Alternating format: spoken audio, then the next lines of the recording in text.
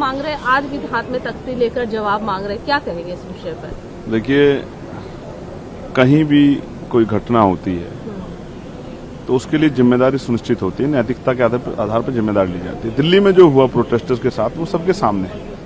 वो बच्चे कौन है? वो हमारे बच्चे, इसी देश के बच्चे हैं, इस देश का भविष्य है। जिस तरह उन पर लाठियां चली, और मैंने तो इस हद तक देखा कि जो बच्चों ने हाथ जोड़ लिए हैं उनको भी लाठियों से मारा गया, और एक दो नहीं, जब खूब लाठियां मार ली फिर भी नहीं कुछ हुआ तो उन सर में लाठियां मारी गई। ये किस तरह का व्यवहार है?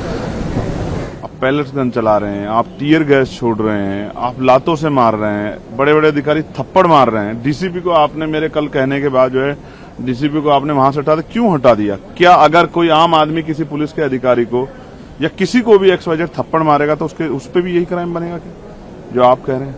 देखो, मैं पुलिस का बड़ा सम्मान करता हूं, लेकिन कुछ पुलिस के अधिकारियों ने जो व्यवहार किया, जैसे बच्चों को डंडे मारे प्राइवेट जगहों पे, जो है जिस तरह से, जो एक बच्ची अस्पताल में है उसकी दिक्कत क्या, अगर आप देखना चाहोगे तो पता लगे किस तरह की ब्रुटलिटी हुई है, जिस तरह का अन्याय हुआ है, बच्चों का पिटा जाए, ये स्वीकार्य नहीं है। अगर आज हम इस पर चुप रहे तो यहां से सीख लेके जब देश की राजधानी में ये होगा और कुछ उस पर कोई कार्रवाई नहीं होगी, क्योंकि ये संवैधानिक देश है, यहाँ कानून व्यवस्था सबके लिए समान है, पुलिस करे अपराध या आम आदमी करे, कोई नेता करे, सब पे कार्रवाई होती है। तो मेरा बड़ा सवाल ये है कि ये फिर गांव देहात में इससे क्या सीख जाएगी, ग्रामीण क्षेत्रों में, जिलों में क्या सीख जाएगी, इसका कौन जवाब देगा? इसलिए मैं यहाँ खड़ा हूँ कि गृह मंत्री जी को जवाब देना चाहिए। उनकी चुप्पी खल रही है, वो यही है, वो सब कुछ देख रहे हैं, अपने नेताओं से चर्चा कर रहे हैं, मंत्री चर्चा कर रहे हैं, लेकिन वो क्यों नहीं जवाब दे रहे कि उन अधिकारियों पर क्या कार्रवाई होगी जिन्होंने बच्चों के साथ अपमानजनक रवैया अख्तियार किया, जिन्होंने उनका सेक्सुअल हरेसमेंट किया, जिन्होंने लाठियां मारी, उन पे चिन्हित कर कार्रवाई क्यों नहीं हो रही? इसका जवाब मांगने के लिए मैं यहाँ खड़ा हूँ।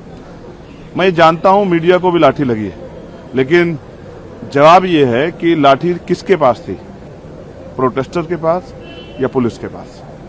और बहुत सारे ऐसे लोग भी थे पुलिस के साथ जो पुलिस नहीं थे, पुलिस के कर्मचारी नहीं थे, लेकिन उन पर लाठियां थी। तो मीडिया को भी लाठी मारी गई, प्रोटेस्टर को भी लाठी मारी गई, मारने वाले पुलिस और पुलिस के साथ वाले लोग थे, पैरामिलिट्री फोर्स। इसका जवाब देना पड़ेगा। आप हिंसा से नहीं कुचल सकते लोगों की आवाज को। जनरेशन जाग रही है। अगर देश के प्रधानमंत्री रात को 12 बजे तक जाग रहे हैं, वो इसलिए जाग रहे हैं कि देश की जनता 4 बजे तक जाग रही है। दिल्ली में जंतर मंतर पे लोग पूरी रात जाग रहे हैं, देश के चारों तरफ प्रोटेस्ट हो रहे हैं। कल बिहार में क्या हुआ? बिहार में भी नौजवान सड़क पे निकल गए। प्रयागराज में क्या हुआ? मैं खुद कल लखनऊ जाऊंगा। लखनऊ में हमने पूरे देश में जो जिला मुख्यालय पर प्रदर्शन की कॉल दी है, उसमें मैं शामिल होने के लिए खुद लखनऊ जाऊंगा। लखनऊ में जाके कल पूरे दिन हम लोग रहेंगे, वहां हम लोग ज्ञापन देंगे। ये अन्याय अब खत्म होना चाहिए, पुलिस का व्यवहार मैत्री होना चाहिए। अब ये सब नहीं स्वीकार हो सकता। अब जनरेशन नहीं पिटेगी, नौजवान नहीं पिटेगा, उनके कपड़े नहीं फाड़ सकते, उनको अपमानित नहीं कर सकते। इसका जवाब मांगने के लिए मैं, क्योंकि हाउस नहीं चल रहा है, तो मैं यहाँ खड़ा हूँ कि गृह मंत्री इसका जवाब दें। कल जो है अपना हंगर स्ट्राइक तोड़ दिया है, उन्होंने जो अपनी बात रखी थी वो भी मानी गई है, जो कार्रवाई ना हो बच्चों पर और तमाम सारे विषय को लेकर, क्या कहेंगे? मुझे नहीं पता है कि कार्रवाई ना होने की कौन सी बात मानी गई है। कोई FIR दर्ज नहीं कर रहे हैं, या कर रहे हैं उसको खत्म करें, मुझे नहीं पता। दूसरा, जो कंपनसेशन की बात भी मुझे बताई गई कि वो भी मान ली, लेकिन हमने उसका कोई ऑफिशियल डॉक्यूमेंट नहीं देखा। ना सरकार की तरफ से कोई ऑफिशियल डॉक्यूमेंट जारी हुआ, ना कोई इसने स्टेटमेंट दिया है, ना पुलिस ने स्टेटमेंट दिया, ना एडमिनिस्ट्रेशन ने स्टेटमेंट दिया। इसका मतलब ये सारी बातें भी हवा में।